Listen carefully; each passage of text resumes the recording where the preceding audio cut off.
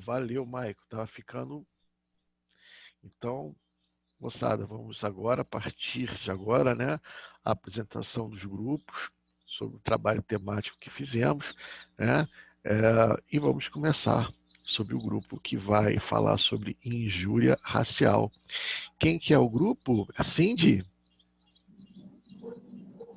Mas a Gleice vai começar falando. Então. A Gleice, sou eu, o Lucas Leal, o Lucas Blas. Perfeito. Gente aí. Perfeito, moçada. Se puderem mostrar o rosto para a gente, se puderem, fiquem à vontade, mas se puderem, vai ser melhor. Né? Esse contato com a tela do computador é muito frio. Bom dia, professor. Bom dia a todos. Tudo bem? Olha, com a palavra o grupo. Professor, por obséquio, qual o momento da fala do grupo do aborto? Agora vai ser injúria racial, confere? Aham. O aborto pode ser o próximo. O próximo é o aborto? Isso, pode ser o próximo. O aborto é o próximo. Muito obrigada. Nada. Professor, após o aborto pode ser o nosso, só porque temos um dos participantes precisa sair depois? Perfeito. Perfeito, pode ser. Sem problema. Se quiser, pode até... Quer fazer esse que vai precisar de sair, pode ser o próximo e deixar em terceiro o aborto? Então... Eu fiz esse pedido, professor. Me perdoe. Eu fiz esse pedido porque eu tenho umas coisas assim familiares, até que alguns amigos da faculdade sabem, para resolver em relação à minha mãe que teve AVC.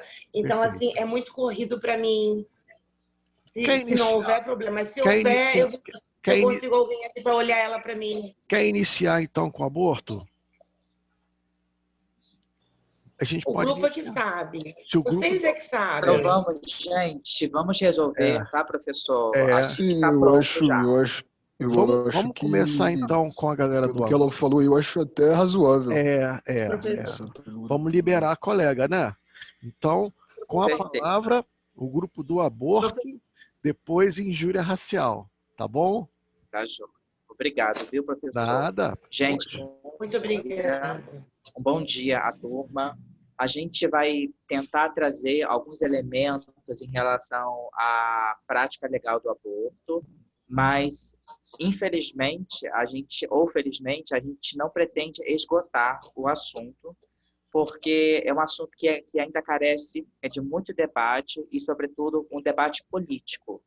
Eu vou trazer para vocês uma análise um pouco antropológica.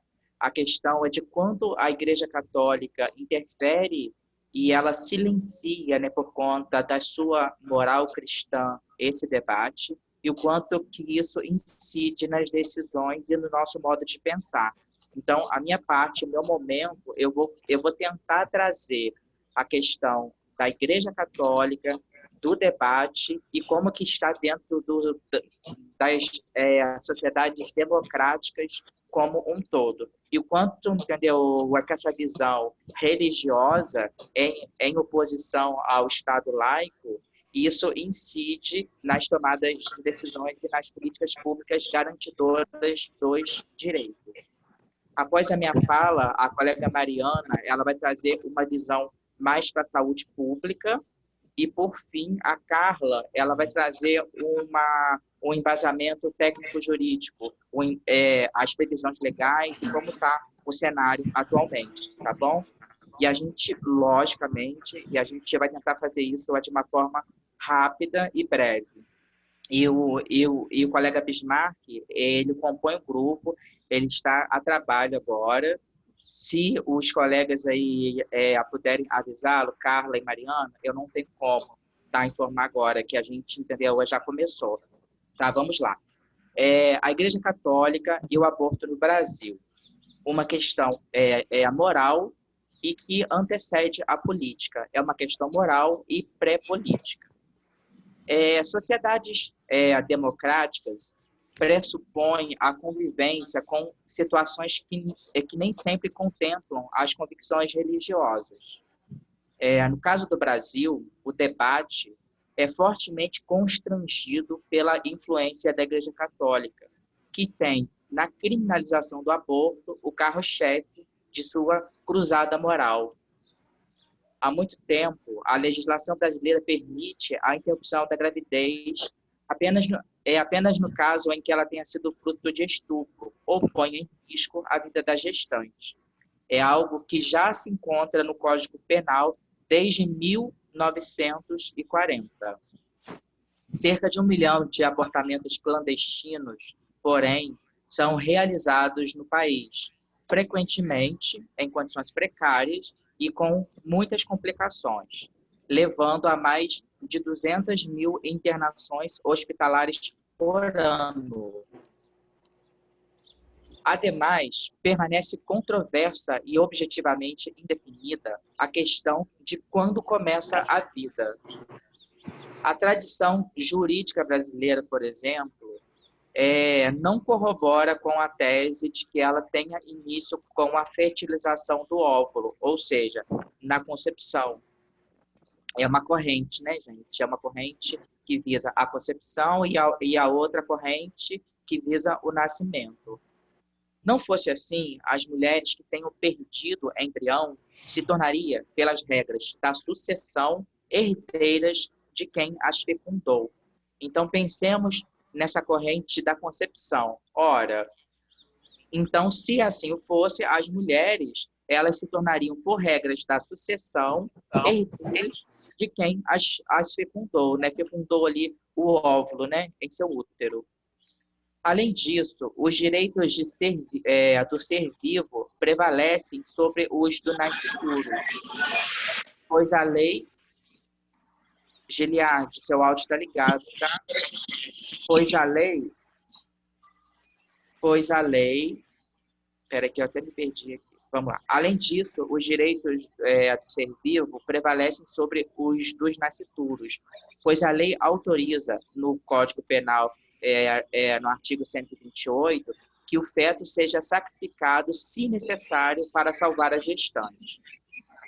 Então, adiante, entendeu, dessas considerações e da realidade didática em que se insere a questão, merece apoio a proposta de banir do Código Penal a caracterização do aborto como crime. Nisso, Giliard e Caio, o áudio de vocês. Nisso, Giliard e Caio. Em Portugal, um país mais católico e mais tradicionalista em tantos aspectos do que o Brasil, o aborto foi legalizado em até 10 semanas de gestação por meio de um referendo popular em 2007. Isso em Portugal. É uma sociedade democrática. Na cidade católica, e muito católica, Cidade do México, o aborto foi legalizado até os 3 meses de gestação em 2008. Então, vejam, em 2007 em Portugal, em 2008 no México, no Uruguai também em 2008, o Poder Legislativo aprovou a legalização do aborto, mas a medida ela foi vetada por um presidente que foi um presidente, né? Alçado presidente, e ele vetou essa medida. Mas vejam que a discussão já ocorre há alguns anos em países, em sociedades democráticas. A Itália, por exemplo, que abriga a Santa Fé em seu território e convive com reiteradas tentativas de intervenção do Vaticano em suas decisões políticas, legalizou o aborto em até 90 dias de gestação em 1978. Itália, 1978. É uma sociedade democrática. Outros países de irrepreensíveis credenciais católicas, como, por exemplo, a Espanha, legalizou o aborto com até 14 semanas de gravidez, acreditem, em 1985. Ampliando as garantias dessa lei em 2010, com a retirada da obrigatoriedade da autorização dos pais às adolescentes de 16 a 18 anos. que desejem efetuar tal procedimento, né? Em suma, a coexistência entre uma população católica e o reconhecimento do direito ao aborto já se mostrou factível, já é fato e já é palpável em muitos lugares do mundo. No Brasil, o aborto tende a permanecer à margem da discussão política, como uma questão meramente moral. Mas como nós, alunos e operadores do direito, né, futuros operadores do direito, a gente sabe que toda questão moral, ela precede a política, é uma pré-política. Então, eu finalizo com esse apanhado, entre aspas, antropológico, e dizendo o quanto que é importante a gente discutir sobre o tema e conversar sobre o tema e propor debates e aprofundamentos. Tá? A Mariana está por aí?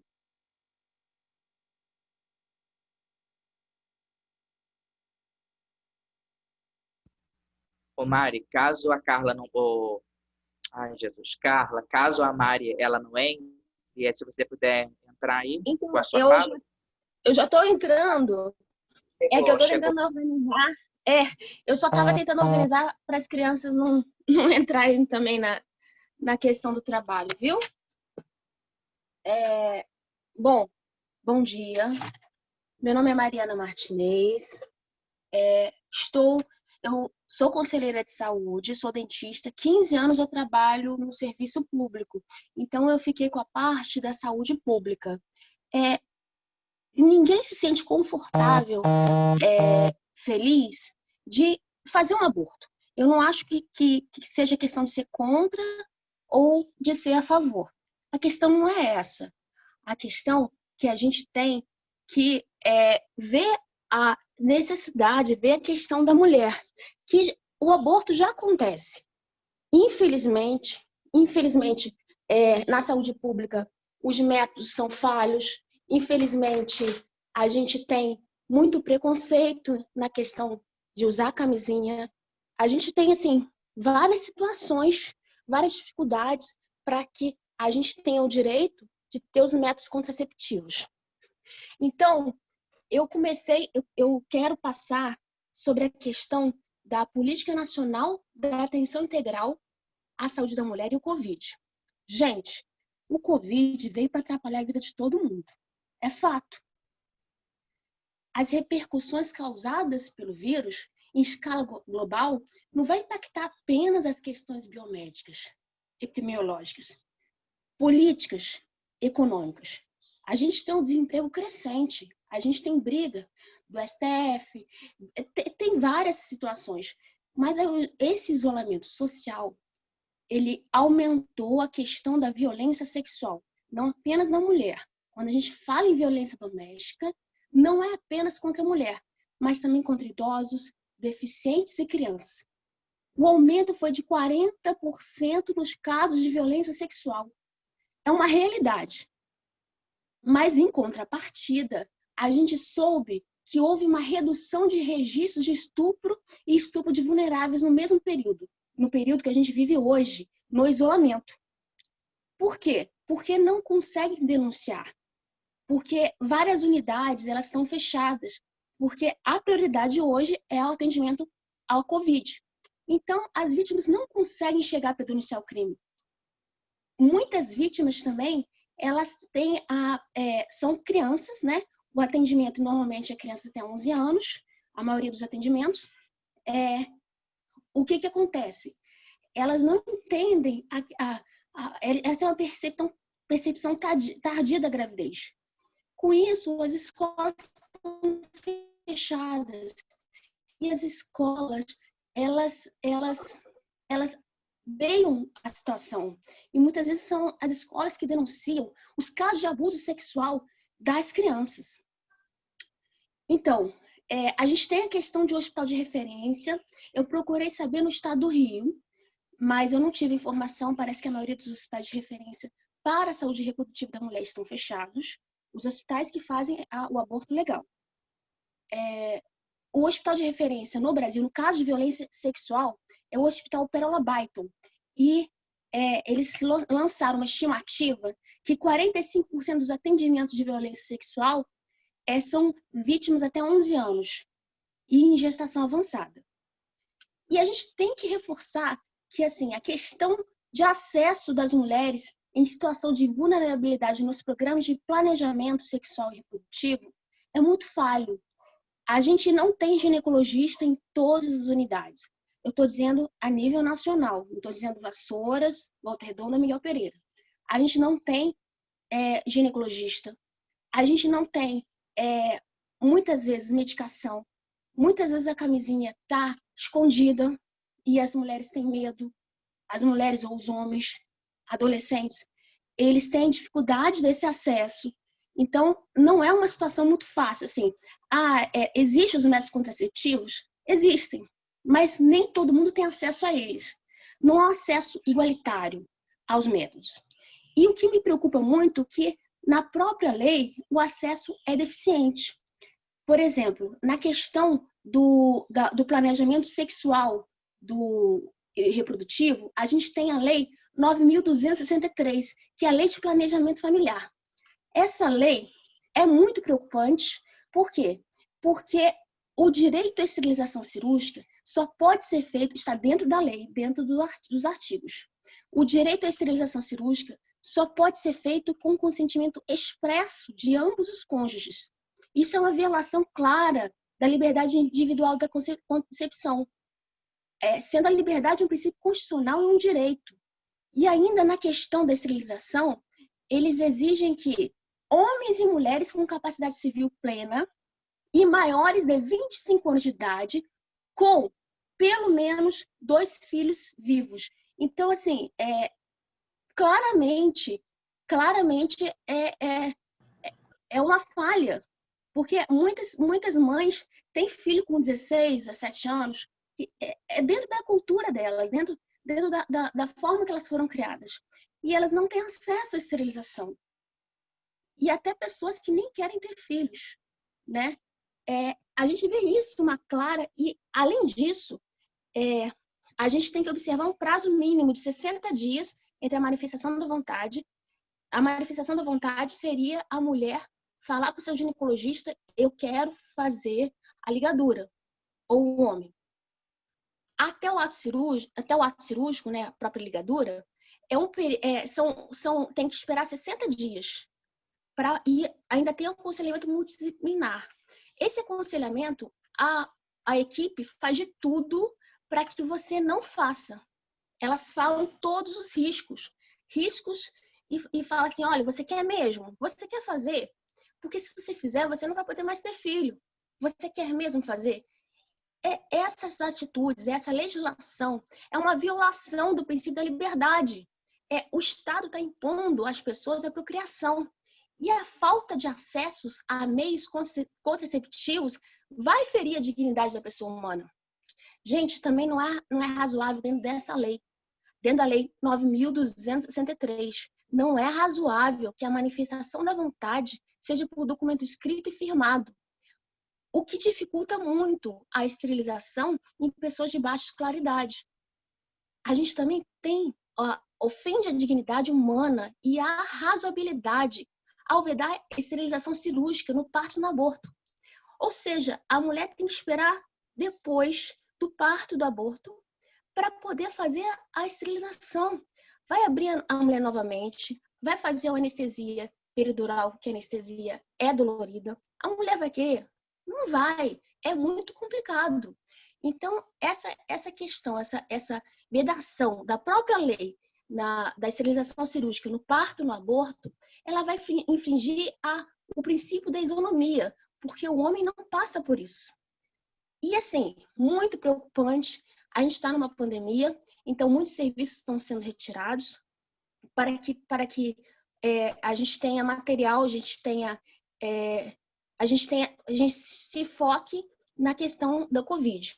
Mas a gente teve a retirada de uma nota técnica que dispõe sobre o serviço de assistências em casos de violência sexual e aborto legal, no contexto da pandemia. Essa retirada do site do Ministério da Saúde significa uma redução dos serviços ofertados na pandemia. E, assim, a gente tem que analisar que a gente tem um contexto com aumento de violência sexual devido ao isolamento social. A gente tem o ensino remoto nas escolas, que são nas escolas que o abuso sexual infantil é observado.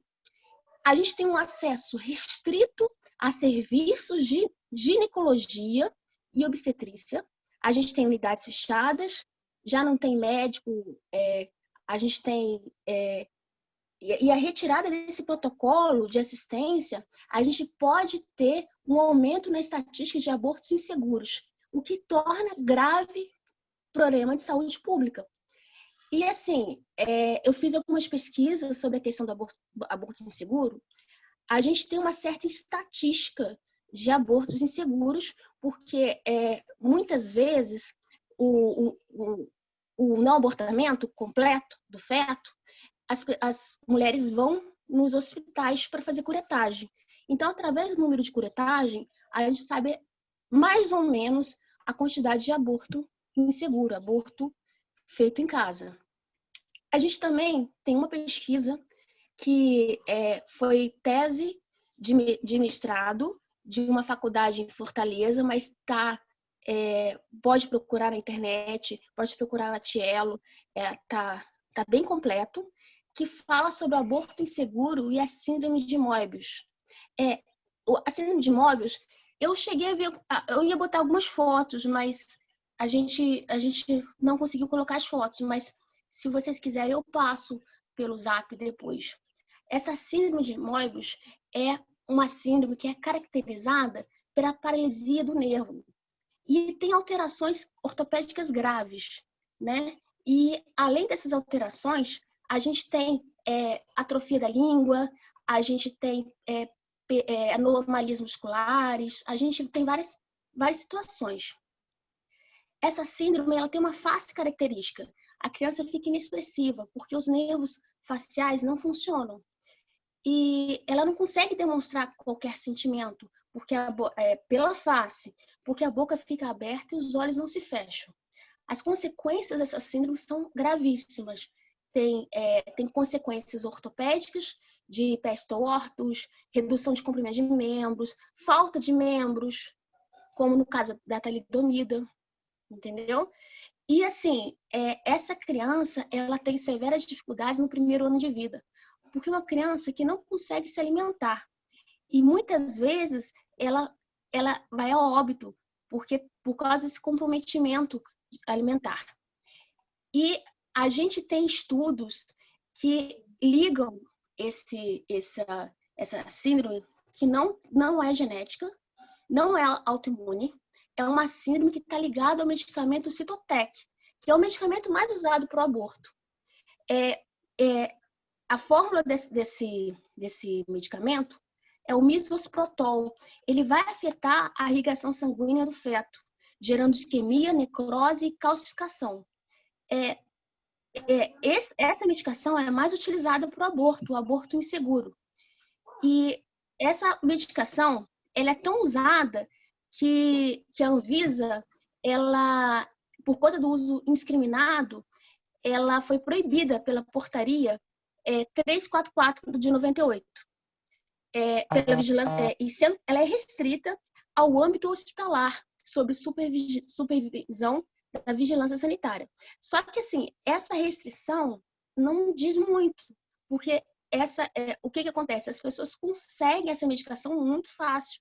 O acesso, qualquer pessoa tem acesso ao mercado negro. Apesar da proibição, apesar de só poder ser usada em hospital, em ambiente hospitalar, essa medicação é muito, muito fácil de conseguir.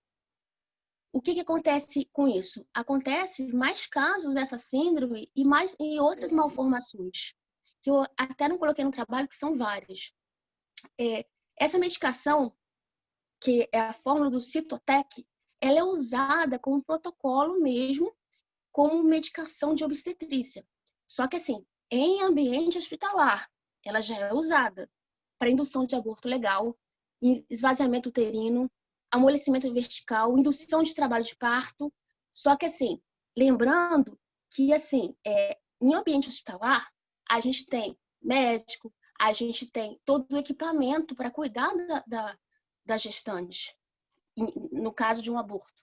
A medicação já é usada, só que a curetagem, só que tem que ter um médico, tem que ter uma equipe próxima. O que acontece? E a gente não tem nenhuma legislação eficiente para esses casos, não tem políticas públicas para atendimento em mulheres nesses casos. A gente tem hospitais de referência, mas muitas vezes as mulheres já chegam em situações bem complicadas. E, assim, o uso indiscriminado do misoprostol, o nome é Cytotec, né, o nome comercial, ele pode causar a síndrome de Moebius, ele causa defeito no sistema límbico e causa constrição das extremidades. A mão e os pés, eles ficam em forma de anel. Ô, Mari, e ainda causa hidrocefalia também, né? Também não, eu tô chegando lá. Não, então, o que acontece? Se você puder dar uma acelerada, entendeu? Tem um outro colega, entendeu? Aqui na nossa turma, né, do nosso grupo, e ainda tem outros. Tá. Então, vamos tentar dar uma resumida, né? Então, aí o que acontece? Esse é meu trabalho. A gente ofende o princípio da dignidade humana quando não oferece às mulheres meios contraceptivos e, no caso, só na solidão, a mulher faz o aborto. A gente tem que pensar numa política pública mais eficiente para as mulheres. Aí eu encerro. Carla? Bom dia, professor. Geral, bom dia a todos. Oi, Carla, bom dia. Bom dia. Podemos começar? Sim, o grupo tem a palavra. Bom, então, professor, eu vou falar na parte legal do aborto, mas antes eu quero dar um pequeno enfoque para que a nossa mente fique bem aberta em relação à situação. Então, olha, sobre o questionamento da legitimidade da criminalização do aborto induzido e voluntário, doravante descrito apenas como aborto, existe o enfrentamento de uma pergunta. Os artigos 124 e 126 do Código Penal se justificam diante de preceitos constitucionais? As razões que moveram a criminalização do aborto no Código Penal de 1940 não mais se sustentam, vistam que violam os preceitos fundamentais da dignidade da pessoa humana, da cidadania, da não descriminalização, da inviolabilidade da vida, da liberdade, da igualdade, da proibição de tortura ou tratamento desumano ou degradante da saúde e do planejamento familiar de mulheres, adolescentes e meninas. A prática do aborto é um fato existente, uma realidade que acontece diariamente na ilegalidade. As mulheres e adolescentes praticam atos que atentam contra a própria vida, se colocando em risco. Assim, o aborto, na legislação brasileira, será abordado conforme o Código Penal, onde existe o aborto criminoso e o aborto permitido. O aborto na legislação brasileira. O aborto na legislação brasileira pode ser considerado crime contra a vida nos casos em que a gestante consentir que uma pessoa provoque o aborto, ou caso ela mesma provoque. O aborto é a interrupção da gravidez com consequente morte do produto da concepção. Esse passa por várias fases durante a gravidez, sendo chamado de ovo nos primeiros meses, embrião nos 2 meses seguintes e feto no período restante. Aborto, então, resumindo, é a interrupção da gravidez intrauterina, seguindo o parâmetro da medicina. Isso mostra que algumas pessoas também entendem, o que acontece? Se na parte intrauterina, algumas pessoas também entendem na doutrina que até mesmo a pílula do dia seguinte é considerada aborto. Isso na doutrina, professor. Mas por causa nem todo aborto é criminoso. Se decorrer de causas naturais, como a má formação do feto, a rejeição do organismo da gestante, patologia e outros, o fato será considerado atípico. Também não haverá crime de aborto se tiver sido acidental, como, por exemplo, uma queda, um acidente de trânsito, um atropelamento, entre outros. Para que haja crime de aborto, é necessário que ele tenha sido provocado pela própria gestante ou por terceiros, que não haja hipótese para o aborto legal. Nesse sentido, eu vou abordar agora sobre o aborto criminoso. Existem 4 formas de aborto criminoso. O artigo 124 do Código Penal aponta para o autoaborto. Provocar aborto em si mesmo ou consentir que o trem lhe provoque pena, detenção de 1 a 3 anos. Já no abortamento provocado por terceiros, uma pessoa vem e aborta na pessoa que está grávida, né? Tem também o direito à vida e à preservação psíquica da gestante. Se a gestante permitir que a outra realize a manobra abortiva, que é o caso da segunda parte do artigo 124 do Código Penal, a gestante e a pessoa que realizou incorrem a pena, ambas, se ela permitir. Porque eu li também casos de por exemplo, assim, mulheres que estavam tendo relações grávidas, que estavam tendo relações sexuais com o seu companheiro e ele injetou algo e aí já é sem a permissão dela, sem que ela soubesse e aí para que ela abortasse a criança. Muitas vezes a gestante paga pelo ato e é uma modalidade muito comum de aborto, onde a gestante procura por um médico, uma enfermeira, uma parteira ou até mesmo uma amiga para realizar o ato. Existem até pessoas que não são da área de saúde, mas se especializam nessa prática mediante pecúnia. A legislação fez clara distinção, devendo a gestante responder pelo crime 124, em razão do consentimento, e a terceira pessoa que realizar a manobra abortiva pelo 126 do Código Penal, que possui uma pena mais elevada, ou seja, a pessoa que está realizando a pena se eleva mais, que trata de crime de provocação de aborto com consentimento da gestante. O artigo 126 do Código Penal dispõe que provocar aborto com consentimento da gestante, pena, reclusão de 1 a 4 anos.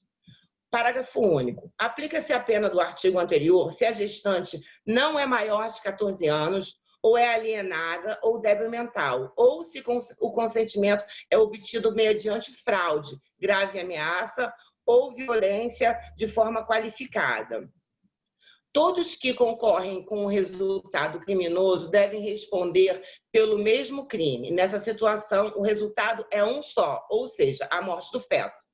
Assim, em razão da referida teoria unitária, todos os envolvidos deveriam responder pelo mesmo crime. Mas o legislador entendeu que as condutas têm gravidades distintas e, por isso, colocou uma exceção onde a gestante incorre em crime mais brando por ter consentido no aborto e o terceiro que realiza a manobra pratique o crime mais severamente punido, descrito no artigo 126. O artigo 125 do Código Penal dispõe que provocar aborto sem consentimento da gestante, pena de reclusão de 3 a 10 anos. Essa modalidade mais grave do crime do aborto pode se caracterizar em 2 hipóteses. Primeira, quando não houver autorização por parte da gestante, por exemplo, quando a gente agride uma mulher grávida, quando introduz substâncias abortivas em bebidas e outros casos. Agora, eu vou falar sobre o aborto considerado legal. Existem 2 hipóteses previstas no Código Penal em que a provocação do aborto não é considerada crime. O artigo 128 do Código Penal, ele dispõe que não se pune o aborto praticado por médico, aborto necessário, se não há outro meio de salvar a vida da gestante. O aborto, no caso, resultado da gravidez, de gravidez resultante de estupro, se a gravidez resulta de estupro e o aborto é precedido com consentimento da gestante, ou quando incapaz e com seu representante legal. e o aborto necessário ou terapêutico é a interrupção da gravidez realizada pelo médico, quando a gestante estiver correndo risco de vida e não tiver outro jeito para poder salvá-la. Espécie de necessidade, mas sem a exigência de perigo de vida seja atual. Assim, há dois bens jurídicos, a vida do feto e o da genitora, posto em perigo, de modo que a preservação da vida da genitora depende da destruição da outra, da vida do feto. O legislador optou pelo bem maior, no caso, a vida da mãe, diante de um sacrifício visto como um bem menor, que é o caso da vida do feto. E há um aborto sentimental ou humanitário. É aquele onde a gravidez resulta de estupro, nesse caso é permitido, e que é um aborto indesejado, e passando a chamar de estupro todo ato sexual cometido com violência ou grave ameaça. Nisso, eu encerro, professor. Eu acho que eu fui sucinta, não vou aprofundar mais, tem até mais, mas não vou aprofundar mais, porque eu tenho mais colegas a apresentar, e eu acho que deu para dar um enfoque, ou quer que dê uma prosseguida? Não há como prosseguir mais, porque o tempo, né? São 20 minutos para cada grupo e vocês já estão dobrando o tempo. Então, a apresentação está satisfatória. Se puderem participar, caminhar para a conclusão. Agradeço, professor. Eu agradeço. Então, só para a gente finalizar, professor, eu gostaria só de saudar a presença e a colaboração com pesquisas em relação ao Bismarck. Ao Bismarck Prudêncio, ele está a trabalho agora, e ele até ligou a câmera aí, mas ele já precisou, né, desligar. Então, gente, é isso, tá bom? A gente pede desculpas aí pelo tempo excessivo, tá, gente? Desculpas mesmo. Ok. E só um segundo. É só que a anencefalia também é considerada de forma legal, porque existe uma má formação do feto e vai trazer só tristeza para a mãe, porque quando ele nascer, ele fatalmente irá morrer. Só isso, termino e agradeço a todos vocês. Ok, obrigado ao grupo. Apresentação completa sobre aborto, tanto o aspecto doutrinário, o aspecto de política criminal, o aspecto médico-legal. Foi uma apresentação completa, tanto que eu não quis nem interromper, né? Parabéns ao grupo, parabéns a todos que participaram. Tá? Nós vamos seguir agora para a próxima. O próximo grupo é injúria racial. Perfeito. Sim. Não vou me delongar muito com a palavra o grupo sobre injúria racial. Bom dia. Dá para ouvir, gente? Tá dando para ouvir? Um pouco baixo. Vê se consegue ampliar um pouco o som. Melhorou aí. agora? Melhorou. Beleza. Bom dia a todos. Nós vamos falar sobre injúria racial como forma de crime hediondo. Bom, para dar início, eu vou estar explicando para vocês brevemente sobre a injúria racial, né? Primeiramente, sobre a injúria. Bom, o Código Penal, no artigo 140, ele descreve o delito de injúria, que consiste na conduta, né, de ofender a dignidade de alguém e prever como pena a reclusão de 1 a 6 meses ou multa. Nesse mesmo artigo 140, no parágrafo 3º, é falado sobre o crime de injúria racial, que trata-se, né, de uma forma de injúria qualificada, na qual a pena é maior, e ela não se confunde, né, com esse crime de racismo. Depois os meus colegas eles vão estar explicando para vocês essa diferença entre a injúria racial e o racismo. E para a caracterização de injúria, é necessário que haja a ofensa à dignidade de alguém com base em elementos referentes à raça, cor, etnia, religião, idade ou deficiência. Nessa hipótese, a pena ela aumenta para 1 a 3 anos de reclusão. Em geral, né, gente, o crime de injúria ele está associado ao uso de palavras depressivas, né, depreciativas referente à raça ou à cor com a intenção de ofender a honra da vítima. Um exemplo atual que tem foi do jogo, né, do PSG com o Istambul que aconteceu, que foi quando o jogador ele levou o cartão amarelo e como forma de identificação o árbitro, ele falou assim, é aquele preto ali, ó, vai lá ver quem é aquele preto ali. E quando o jogador ele foi questionar o quarto árbitro, ele só perguntou o porquê. Porque ele falou que era aquele preto ali. Porque quando é com uma pessoa branca, ele simplesmente fala assim, é aquela pessoa ali. Eles não dão um adjetivo de, é aquela pessoa branca ali. Então, só um minuto. Então, assim, eu achei vários exemplos e, infelizmente, isso é muito atual. Se eu poderia citar vários exemplos, é muito presente hoje em dia na sociedade. Então, assim, só frisando para vocês, a injúria racial, ela realmente é um crime contra a honra, né, que consiste na ofensa da dignidade de alguém, né, dessa forma individual, referente à cor. E agora eu vou estar passando a palavra para os meus companheiros da segmento ao trabalho. Bom dia a todos. Eu vou falar sobre o surgimento, né, e também o que baseia a injúria racial, também sobre o olhar da Constituição. A Lei número 7.716, de 15 de janeiro de 1989, define os crimes resultantes de preconceito de raça ou de cor. E a Lei também 9.459, de 2013 e de 1997, alterou o artigo 140 do Código Penal, que trata o crime de injúria também. Aí o crime de injúria, o artigo, o segundo, a gente vai falar um pouco sobre a história, bem rápido, bem sucinta.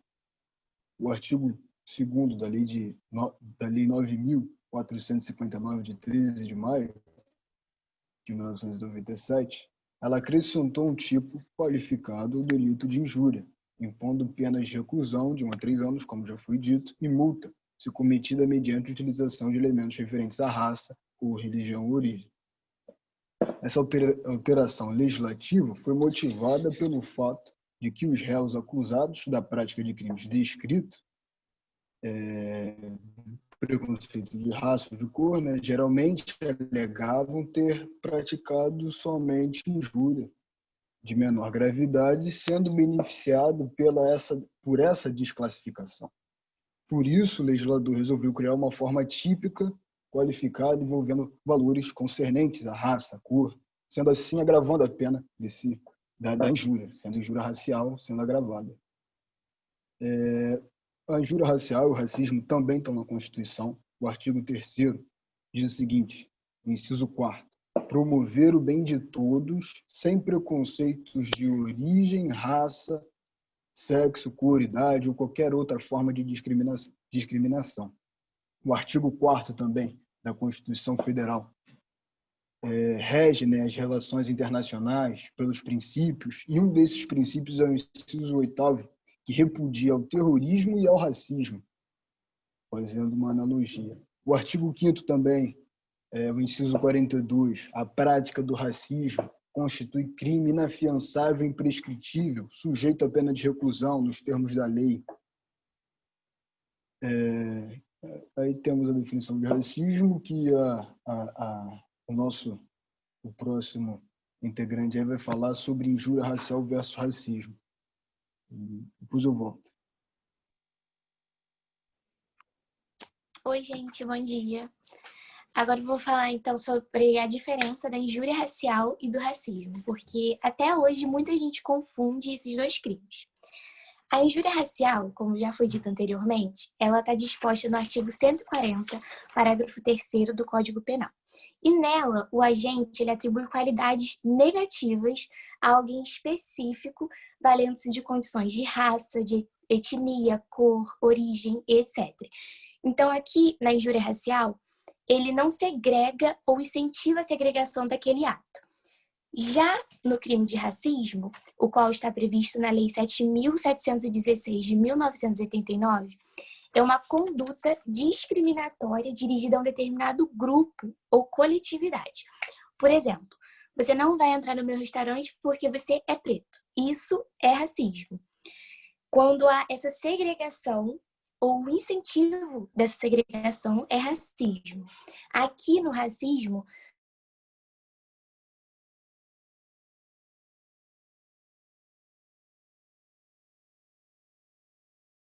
está bem claro essa diferença. Eu tenho um time de futebol, eu jogo no time de futebol. E aí eu me estresso no meio da partida e xingo um dos jogadores de macaco. Isso é injúria racial. Agora, a gente está jogando e uma pessoa do meu time se machuca. E aí a gente precisa substituir essa pessoa e vem uma pessoa negra. Eu vou e falo, não, você não vai jogar no meu time porque você é preto. Isso é racismo. Quando há essa segregação, é racismo. Além disso, a injúria racial é um crime prescritível e fiançável. Já o racismo é um crime imprescritível e inafiançável. Agora eu passo a palavra para o Lucas. Na verdade, o Lucas fez a pesquisa e eu vou agora falar. Na verdade, todos os membros fizeram as pesquisas, né, as suas pesquisas, só que alguns optaram por não falar para ser mais rápido e mais sucinto. Então, eu vou falar o que seria o crime hediondo. É um crime considerado de extrema gravidade, né? Em razão disso, recebe um tratamento diferenciado mais rigoroso do que as demais infrações penais, é considerado crime inafiançável e insuscetível de graça, anistia ou indulto. O artigo 5º baseia isso no inciso 147, no inciso 43. A lei considerará crimes inafiançáveis e insuscetíveis de graça ou anistia a prática de tortura, tráfico ilícito de entorpecentes, drogas e afins, terrorismo e por aí vai.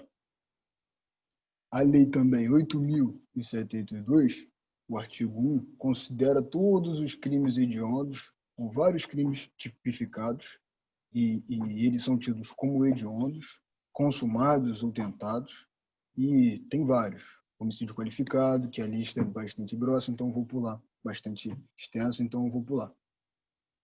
Também tem os crimes equiparados aos crimes hediondos, que é tráfico ilícito de entorpecentes, tortura, terrorismo. Aí vamos passar para o próximo tópico, que seria injúria racial é crime hediondo?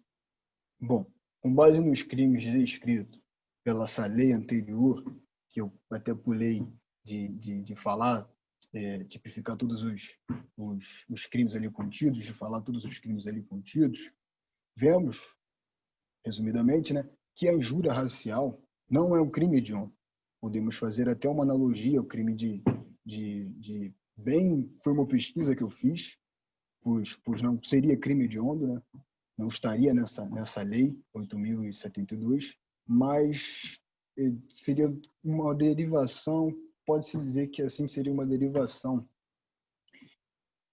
o crime de tortura e terrorismo, mas já seria outro crime, já não seria a injúria racial, porque a tortura, o conceito de legal de tortura é descrito no artigo 1º, constitui crime de tortura, constranger alguém, beleza, ameaça, e nesse mesmo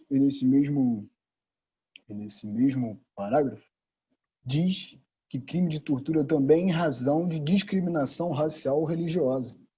Então já seria outro crime, né? É verdade. O terrorismo também, que poderia ser, todos ali poderiam ser equiparados, mas mesmo assim não seriam crimes hediondos. O terrorismo também, expondo na prática os mais indivíduos, consiste na prática, né? O terrorismo consiste na prática por um ou mais indivíduos, atos previstos no artigo, como xenofobia, discriminação, preconceito de raça, cor, etnia, etc. Aí, na verdade, seria isso. E a resposta, sucintamente, seria não. Não é um crime hediondo, e não pode ser tal, até porque o racismo até é mais grave, né? Pela legislação é mais grave, mesmo assim também não seria. Aqui eu tenho uma jurisprudência, também que tem um caso concreto. Se vocês quiserem, eu posso falar, mas fica a escolha aí, se vai adiantar para um. Tem mais gente para falar, tem mais tópicos para serem falados. Essa jurisprudência é um pouco grande. Se quiserem, eu falo depois, ou agora. Você pode, de repente, já que ela é muito longa, você pode postar ela no grupo de WhatsApp para a galera depois consultar, tá ok? Positivo.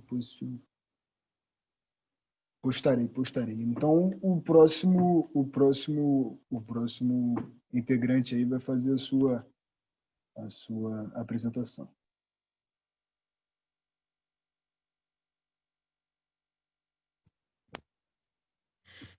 Bom dia a todos. Hoje eu irei falar sobre doutrina em relação à injúria racial.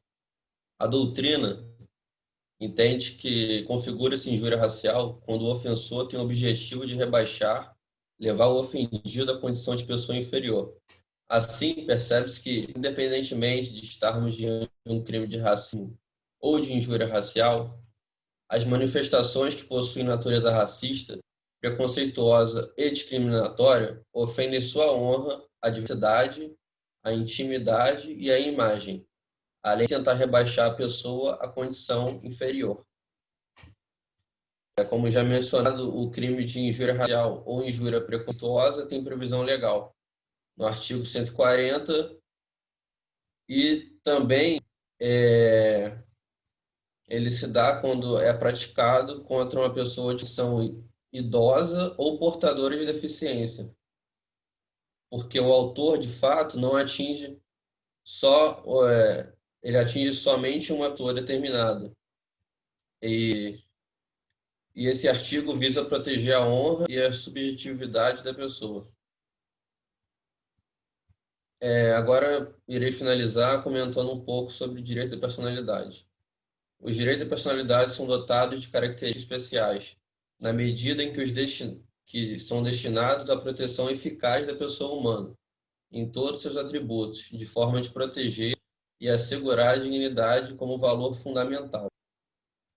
Constituem os direitos personalíssimos, segundo Bittar, os direitos inatos, originários, absolutos, extrapatrimoniais, intransmissíveis, imprescritíveis, impenhoráveis, vitalícios, necessários e oponíveis, erga omnes.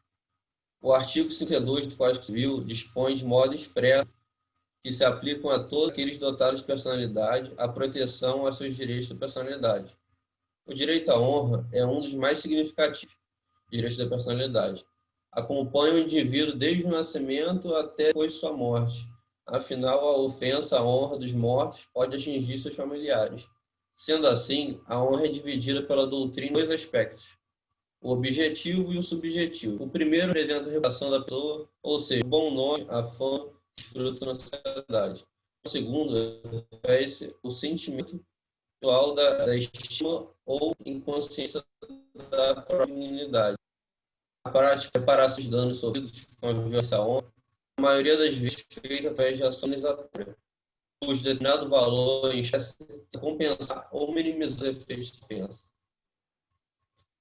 A proteção dos direitos da personalidade poderá ser feita de duas formas: preventiva, que é aquela que é feita por meio de ajuizamento de ação cautelar, ou ordinária com multa combinatória, com a finalidade de evitar a concretização da ameaça de lesão ao direito da personalidade. Tem a forma repressiva, através de imposição de sanção civil, ou seja, pagamento de indenização, ou sanção penal, perseguição penal, em caso de lesão já haver ocorrido. Tá bem. Ok. O grupo encerrou a apresentação. Não tem mais né? um integrante que vai falar sobre os direitos e tratados internacionais que dizem respeito. A Ana, tá? Oi, bom dia, professor. Só um instantinho, por favor. Eu vou ligar aqui a câmera. Oi, bom dia. Desculpa a demora. Vocês estão me ouvindo direitinho? Show. Então, eu vou falar da Convenção sobre todas as formas de discriminação racial. Ela foi adotada pelas Nações Unidas em 21 de dezembro de 1965 e foi ratificada pelo Brasil em 27 de março de 1968. Essa convenção ela tem por objetivo eliminar a discriminação racial em todas as suas formas e manifestações, prevenindo e combatendo práticas racistas. Eu vou ler o artigo 1º dessa convenção. Está escrito: discriminação racial significará qualquer distinção, exclusão, restrição ou preferência baseadas em cor, raça, descendência ou origem nacional ou étnica. Tem por objetivo ou efeito anular ou restringir o conhecimento, o gozo ou exercício em um plano de direitos e liberdades fundamentais, domínio político, econômico, social, cultural ou em qualquer outro domínio de vida pública.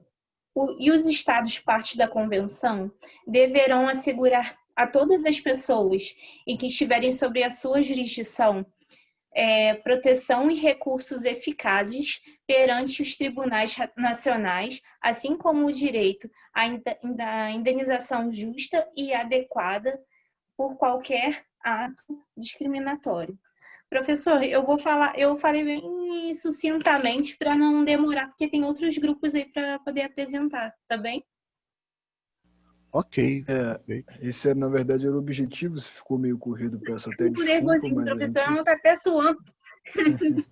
Mas a gente deu uma corrida aí, tá? Se Perfeito. ficou alguma dúvida, eu peço que falem, até pra gente esclarecer, mas se não for, é só isso mesmo, tá? Então, bom dia a todo mundo. Obrigado pelo grupo, pela apresentação, né? Eu não vou também tecer muitos comentários, apenas parabenizá-los, né, pela apresentação, pela completude aí. E eu vou passar logo a palavra ao terceiro grupo, que é o Que nervoso. terceiro grupo, nós não definimos ainda não? Legalização das casas de prostituição. Perfeito. Legalização das casas de prostituição. Com a palavra, o grupo para a apresentação.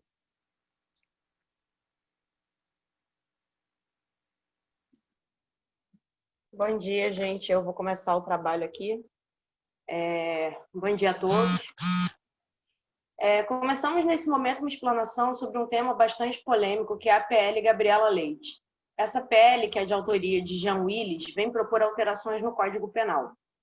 Para algumas chamadas de PL da cafetinagem, e por outros vistos como uma grande conquista na busca de direitos civis e cidadania dos profissionais do sexo, para entender essa proposta, iremos pontuar aspectos positivos e negativos de várias perspectivas diferentes. Começo falando sobre as PLs que alteraram o nosso Código Penal. Quando se fala sobre prostituição, dizemos logo que não é crime. Mas não é crime por falta de tipificação, de leis que versem sobre o comércio sexual.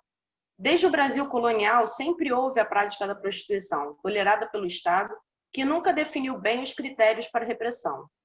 Em 1890, entra em vigor a criminalização do lenocínio, que é a ação de explorar, estimular ou favorecer o comércio carnal ilícito ou induzir ou constranger alguém à sua prática.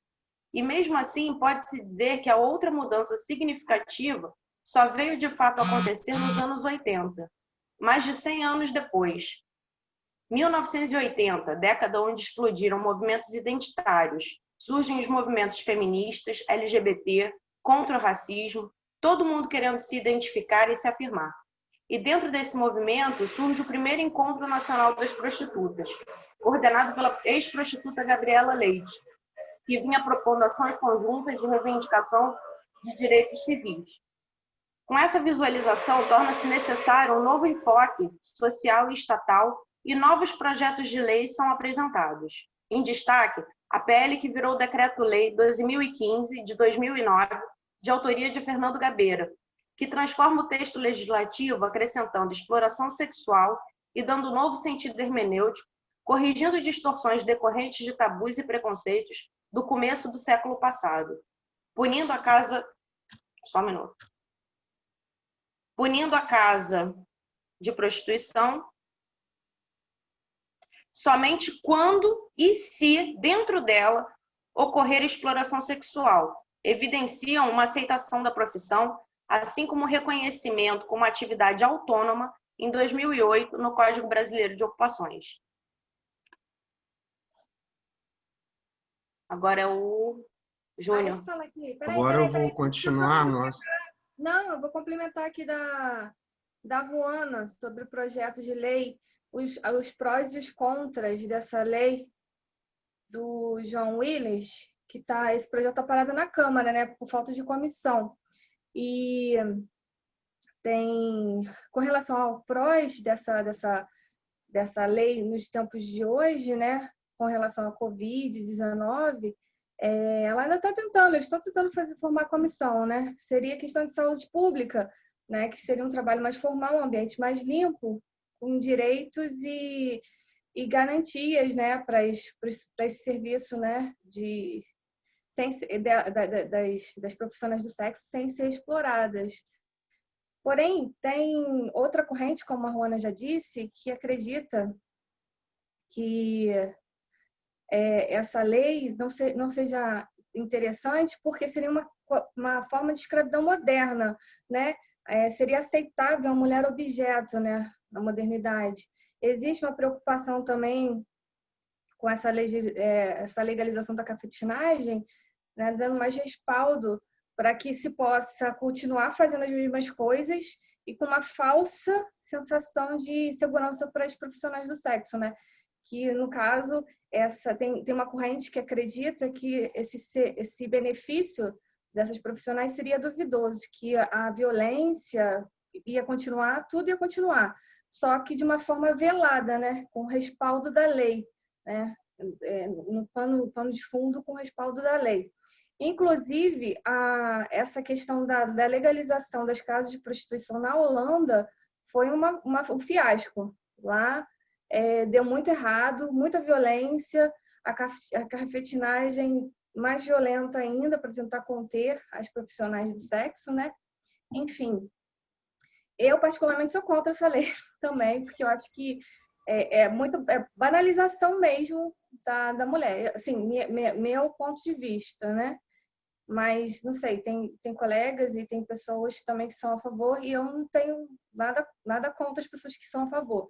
Só que eu acho que eu tô com essa segunda corrente que acredita que seria uma violência, né? Uma violência contra a mulher.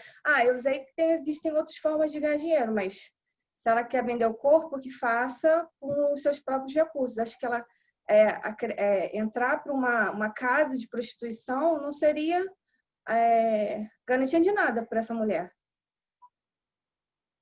Vai lá, Júnior. Professor, eu estava até com a câmera aberta, mas estava muito difícil acompanhar a aula, porque a internet aqui em casa está muito ruim. Então, até para que eu consiga falar melhor e vocês consigam entender, eu vou manter fechada, tá? Você desculpa. E aí, passando a minha parte. A relação entre a prostituição e o poder público é marcada por diversas controvérsias, avanços e retrocessos. Em tempos de democracia, liberdade de expressão, direitos iguais, respeito às minorias, a prostituição no Brasil ainda é tratada de forma indiferente. Isso dá muito pela predominância de cristãos e conservadores no Congresso Nacional, que torna bastante difícil a aprovação de uma prática vista com desagrado, envolta em tabus e preconceitos. Apesar dos movimentos hippies, que já pregavam paz e amor nos anos 60, as tendências conservadoras continuam querendo impor seus parâmetros com fortes reações contrárias à liberdade sexual e amorosa, invocando absurdas restrições. É inegável que muitos comportamentos já mudaram. As mulheres alcançaram seus direitos humanos e de cidadania e as comunidades LGBT+, estão em busca do devido respeito com muita luta. No entanto, Como é natural, a legislação não consegue acompanhar adequadamente e em tempo real o progresso social e as mudanças culturais. Nosso Código Penal, através da Lei número 2015, de 7 de agosto de 2009, modificou e criou artigos referentes aos crimes contra a liberdade sexual, instituindo novos tipos, tais como os crimes sexuais contra vulnerável, o estupro coletivo, bem como o crime de exploração sexual. A mesma lei trouxe uma inovação com relação ao estupro e ao atentado violento ao pudor, unindo as duas figuras em um mesmo artigo, o 213 do Código Penal, como também alterou vários outros dispositivos, entre os quais o que aborda a atividade de comércio sexual referente a casos de prostituição. Anteriormente, nos termos do artigo 229 do Código Penal, era crime manter por conta própria ou terceiro casa de prostituição ou lugar destinado a encontros para fins libidinosos. Por esse texto, qualquer local em que ocorressem encontros com fins sexuais eram proibidos. A pena era de 2 a 5 anos de reclusão, mais multa.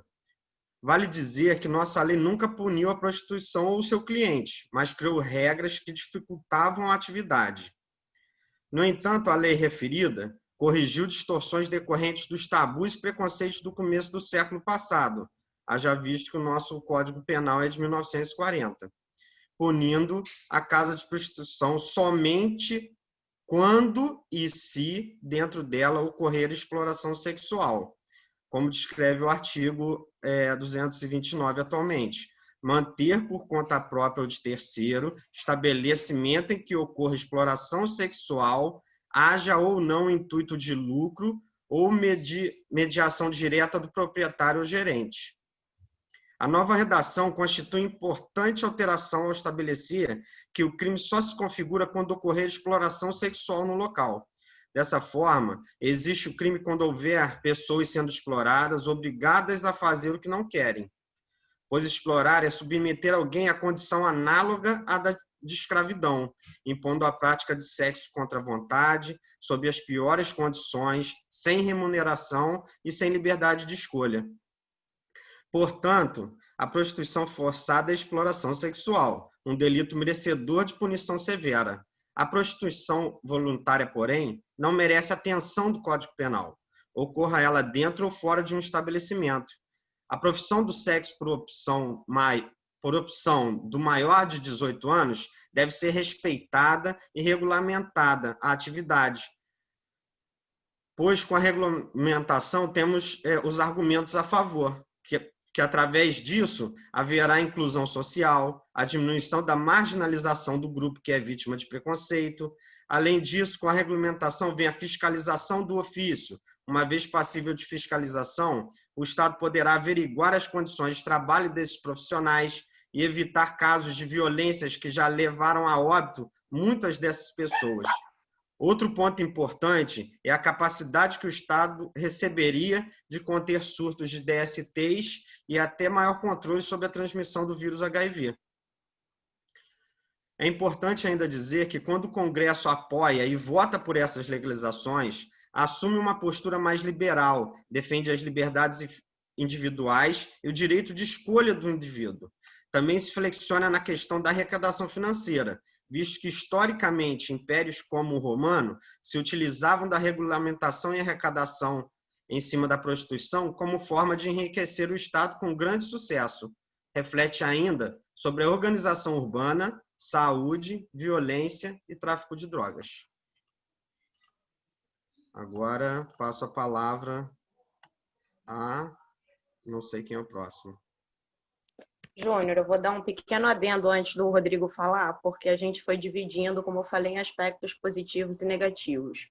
Hoje, no Congresso, existem 2 PLs que estão sendo programadas para votação, né? A PL Gabriela Leite, que é o motivo do nosso trabalho, mas existe, em contrapartida, a PL 377, que fala justamente que a legislação ela deve ser alterada a fim de colocar a prostituição como crime e não como uma forma de você legalizar a prostituição e dar referências à profissão. Então, hoje a gente vai ter um problema no Congresso justamente que ou a gente vota em relação à legalização da prostituição, da casa de prostituição, ou a gente vota pela criminalização da prostituição definitivamente. Então, o Rodrigo vai dar continuidade.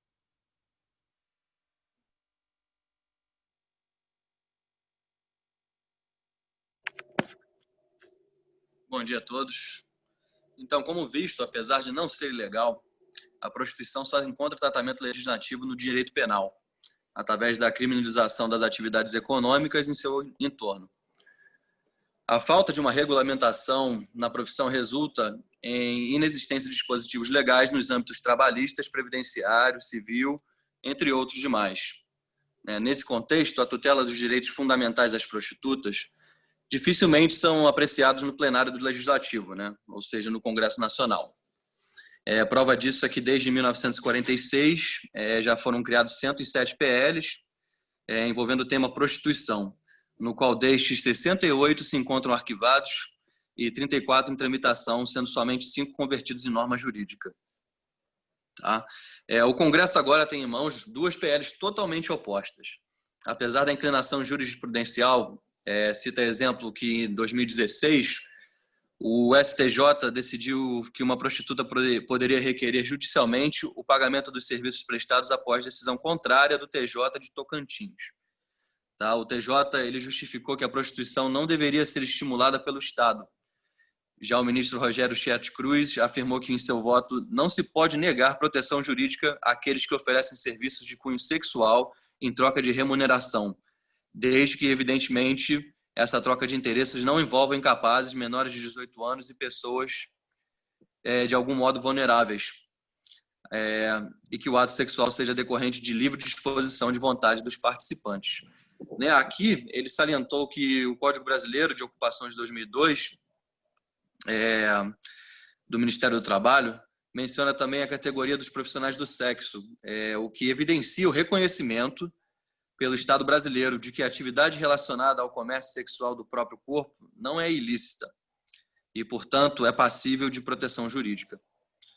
O Congresso ainda precisa se debruçar sobre questões defendidas como a não aceitação do trabalho sexual por entender que abre portas à mercantilização do corpo, que iriam para além do uso do corpo para a prostituição. Nesse sentido, vale ressaltar que atualmente não podemos dispor da venda de órgãos e, por analogia, poderia acabar abrindo portas para esse tipo de debate. Assumindo uma postura positivista e, ao mesmo tempo, contraditória, o Poder Judiciário não possui uma doutrina consolidada a respeito da prática. Enquanto instâncias superiores mantêm um posicionamento mais conservador, instâncias inferiores se apresentam mais solícitas ao tratamento da questão, revelando uma tendência mais progressista para a resolução desses conflitos. Apesar de recentemente estar alinhada a uma pauta mais humanista, de modo geral, a justiça brasileira em pleno século XXI ainda se mantém vinculada a padrões morais anacrônicos para uma nova realidade social. Por fim, a pesquisa, a investigação e o trabalho de campo são ferramentas fundamentais para a desmistificação de certos assuntos, sendo assim importantes mecanismos na quebra de paradigmas, estigmas e preconceitos. Eu passo agora a palavra ao próximo apresentador. Oi, bom dia. Todos me ouvem? Se eu não me engano, a Tamires.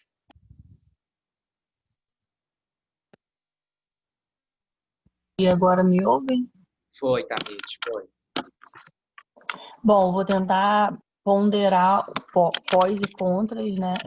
A favor e contra, e também colocar a posição, né, das atuais prostitutas, né, que são chamadas assim. Bom, a ocupação de trabalhadora do sexo já é reconhecida no Brasil desde 2002, pela Classificação Brasileira de Ocupações. E a venda de serviços sexuais, ela não é uma transgressão, mas todo o entorno da prática pode ser criminalizada. A prostituição, ela é estigmatizada, ela é marginalizada, mas ela não é crime. O que a prostituta faz não é crime. Ela é uma criminosa, ela não é uma criminosa. O que é crime, segundo o Código Penal, é a casa de prostituição. Só que ao fazer da casa um crime, a prostituta é taxada de criminosa, porque nenhuma nenhuma prostituta é capaz, né, de ser autônoma a ponto de trabalhar sozinha. Esse vácuo jurídico, né, nessas leis, nessas ditas reconhecimento, né, da prostituição, existe um grande vácuo jurídico. E esse vácuo agrava a situação. Não se criminaliza a mulher, mas os locais em que ela trabalha, agenciadores, até a pessoa que aluga o apartamento onde ela atende e quem vive do dinheiro gerado, como seus próprios filhos, podem ser responsabilizados legalmente. A falta de regulamentação abre espaço para gestões ilegais que levam à corrupção. Bom, embora todos nós sabemos da existência dessas casas, né? Em todos os lugares tem. Elas são consideradas criminosas, mas todos nós vemos que há casas de prostituição funcionando. Se elas estão funcionando no vácuo dessa ilegalidade, alguém está permitindo. Alguém está recebendo propina para não denunciá-las. Temos aí o crime de corrupção policial, como um crime decorrente da ilegalidade das casas. Então, é melhor que operem na legalidade. O Estado, como o Júnior falou, receberia impostos e poderia principalmente fiscalizá-las, levar políticas públicas de saúde da mulher e também proteger crianças e adolescentes. Bom, nessa visão, existem os empresários, né? Para alguns, eles alegam que vão ganhar, outros que vão perder.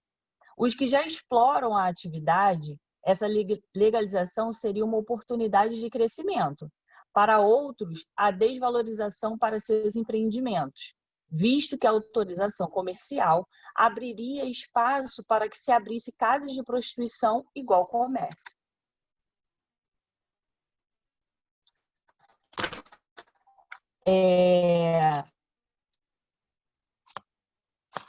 Só um momento. Onde nós venha achar sobre a prostituição, nós temos que lembrar que essas mulheres são pessoas dignas e que elas merecem, sim, direitos garantidos, tanto trabalhistas como direito como pessoa, como humano.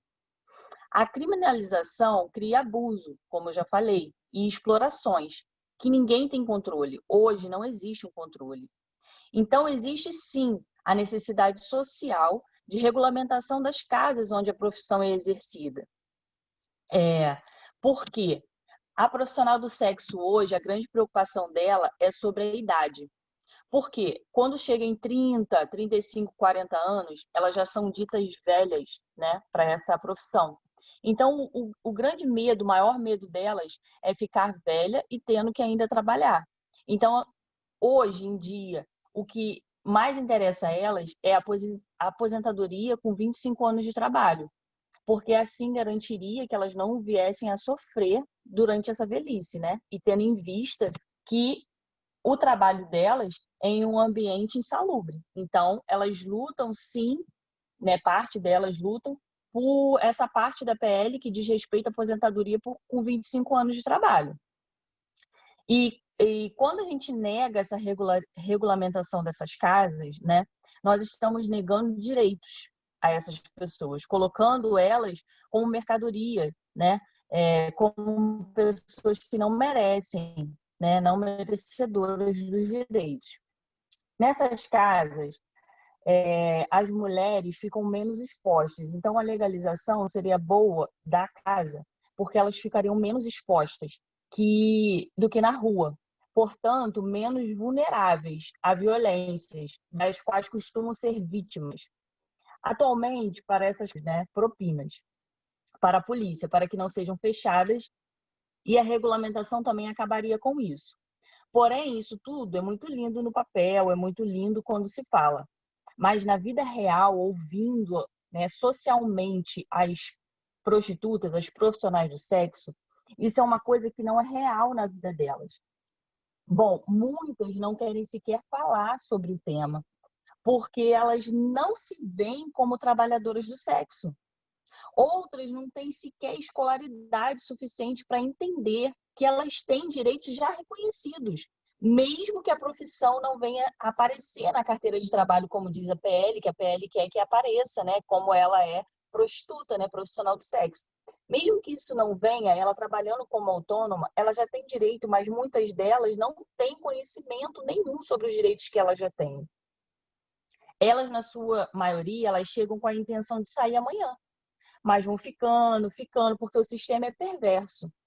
Muitas outras entram e continuam porque têm lucros favoráveis, né? Como a gente vê das que trabalham em casas de massagem, as ditas casas de massagem, que são as mulheres mais novas, mais bonitas, né? Muitas universitárias que já vêm de família até mesmo de classe média e que com isso elas conseguem uma verba bem grande. Então elas não querem reconhecer que elas são profissionais do sexo. Elas dizem que deve se regulamentar. Como você vai regulamentar uma situação que a pessoa não foi realmente por escolha? Então, como eu vou regulamentar uma coisa que eu não escolhi? Não é igual eu vou escolher ser engenheiro e médico. Ela não escolheu. Muitas delas foram para a prostituição por falta de escolha, por falta de estudo. Elas não querem ser declaradas prostitutas, pois ao fazerem isso, elas se sentem que perderam parte essencial, que é a sua humanidade. Pois as pessoas, ao elas se declararem prostitutas, essas pessoas se sentem à vontade para agredir de qualquer modo, sem sequer saber quem elas são.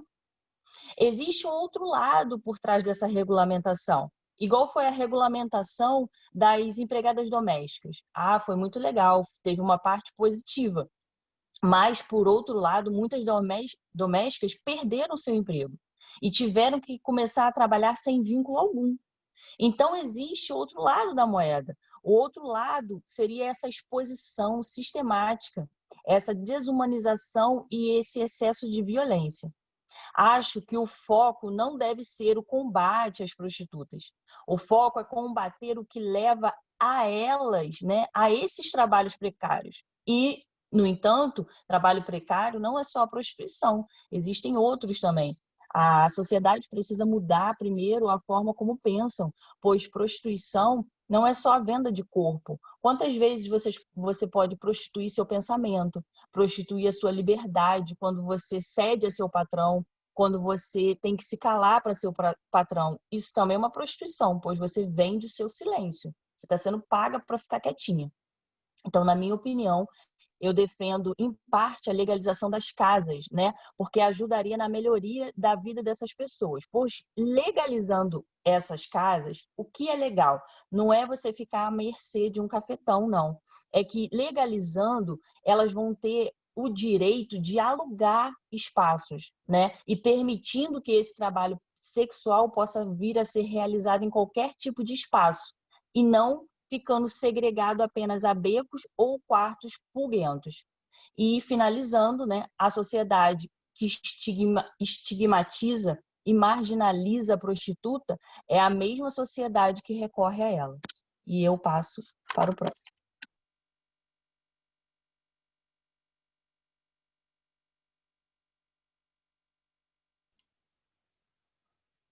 Professor, parabéns, Tamires, mas ela acabou englobando a parte que seria dos próximos dois participantes do grupo, que participaram da pesquisa, tá? Mas ela fez o trabalho de casa 100%. Então, a nossa apresentação chega ao fim. Só se Camilo e Bia quiserem colocar algum ponto, porque, ademais, a nossa querida Tamires podia ter apresentado sozinha. Parabéns, Tamires. Eu queria colocar um pontinho. Enfim, só... Ai, gente, desculpa, eu não sabia que quando eu pesquisei sobre assistência social, veio todos esses Mas assuntos a gente tinha feito a separação no grupo. Você a minha estava era no grupo, assistência tá? social e eu falei contra e a favor, porque eu falei a parte da Ana Gabriela. A minha parte era a favor da legalização da casa da prostituição, e você falou praticamente tudo. Então, se eu falar alguma coisa agora, vai ficar muito extenso e tem outros grupos para apresentar também. Então, eu não vou falar a mesma coisa, que vai ficar chato. Perfeito, queridos. Peço Alguém? até desculpas do professor, mas o que eu vou falar com ela aqui é que eu separei aqui para falar é praticamente as mesmas coisas, só que em outras palavras. Então eu não vou Perfeito. falar. Perfeito. Acho que o grupo alcançou o objetivo, né? Que era trazer aí a questão da casa de prostituição. Queridos, vamos Eu fazer um queria frisar um intervalo? pouquinho, professor, só Aham. a parte que eu pesquisei, é porque as pessoas às vezes pensam muito na prostituta como um tipo de prostituta só.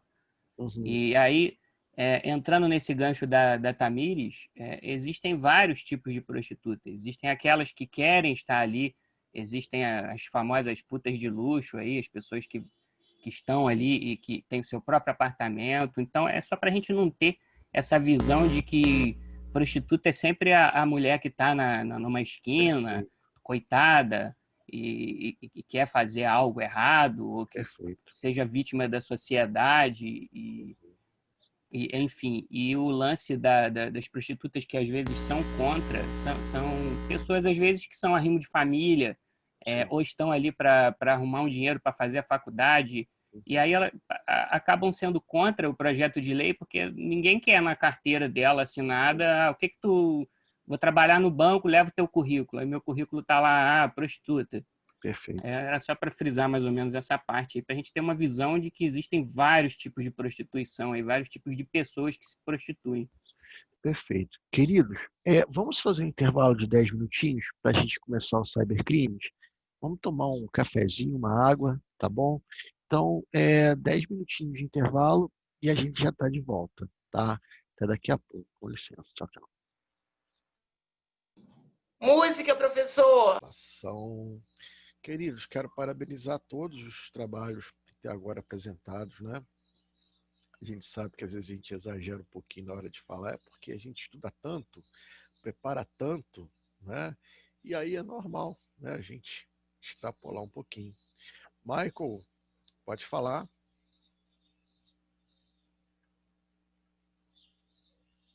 Não estou ouvindo. Oi, professor. Não, sim. Alô? Oi, o senhor está me ouvindo? Estou ouvindo, agora sim. Espera aí, gente, só um minutinho.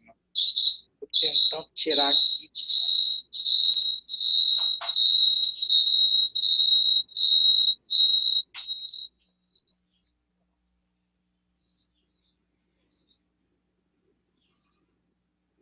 Okay. Gente, vocês me ouvem, legal? Uhum.